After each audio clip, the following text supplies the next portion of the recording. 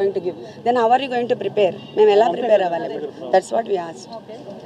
అంటే ఎందుకు ఒక మనిషిని అరెస్ట్ చేశారు అని ఎంతసేపు ఉంచడం కూడా illegal detention. That is what law. వాళ్ళు ఎఫ్ఐఆర్ ఇస్తేనే కదా మేము ఏమైనా చేయగలం. అంటే గ్రౌండ్ రీజన్స్ ఎందుకు అరెస్ట్ చేశారు అనేది ఇంకా దే ఆర్ నాట్ రివీలింగ్ కదా.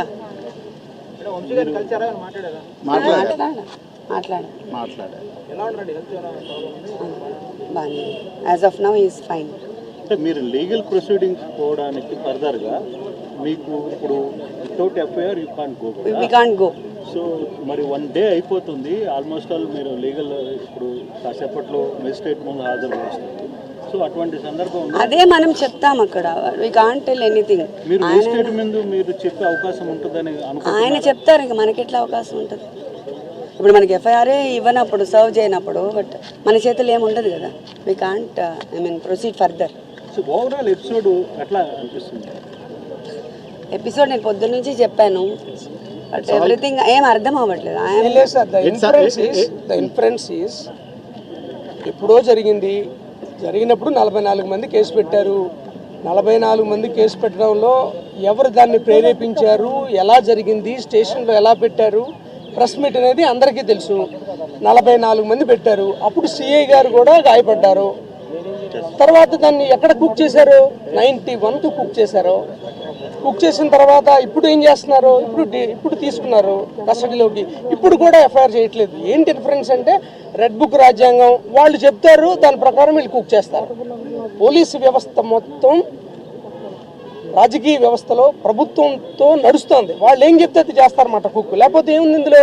ఈ సెక్షన్స్ ఉన్నాయి, we're giving this FIR, we're going to remand him like this అని చెప్పడానికి ఏముంటుంది? చేయలేదంటే ఏంటి అర్థం? ఎంత కుకింగే కదా. స్టేట్లో ఏం జరుగుతుందో అందరికీ తెలుసు. ఇప్పుడు అతన్ని బెదిరిస్తే ఎలా వదిలేస్తాం మేము? వంశీ గారే బెదిరించారు అనుకుందాం, ఎందుకు వదిలేస్తారు? వెరీ సింపుల్ కదా. అతనే చెప్తున్నాడు, నా చేత సంతకం పెట్టించుకుని సాక్షి సంతకం అని చెప్పి ఎఫ్ఐఆర్ కింద చేశారని చెప్తున్నారు. ఇవన్నీ చూస్తే ఎట్లా అనిపిస్తుంది? చెప్పింది కూడా మ్యాజిస్ట్రేట్ చెప్పారు. ఊరికినే ఏదో పత్రికా ముఖంగానే ఊరికి ఎవరికో కాదు. 164 statement recorded by particular magistrate. ఎవరైతే కంప్లైంటెంట్ అనుకుంటున్న సత్యప్రసాద్ని ఈరోజు ఎర్లీ మార్నింగ్ వైజాగ్లో పిక్ చేశారు పోలీసులు. విత్ సీసీ ఎవిడెన్స్ కూడా లభించింది. వాళ్ళు ఇప్పుడు తీసుకుని వెనుకొస్తున్నారు. కంప్లైంట్ని పోలీసులు బలవంతంగా ఎందుకు పిక్ చేసి తీసుకురావాల్సిన పరిస్థితి ఎందుకైంది? ఇప్పుడు అదే ఈ కేసు నేపథ్యం చూస్తే ఫస్ట్ నుంచి రెచ్చగొట్టారు.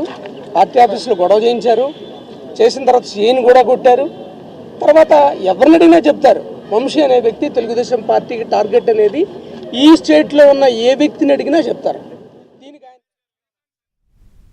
మరిన్ని అప్డేట్స్ చూసే ముందు బులెటిన్లో షార్ట్ బ్రేక్ తీసుకుందాం. Stay with us.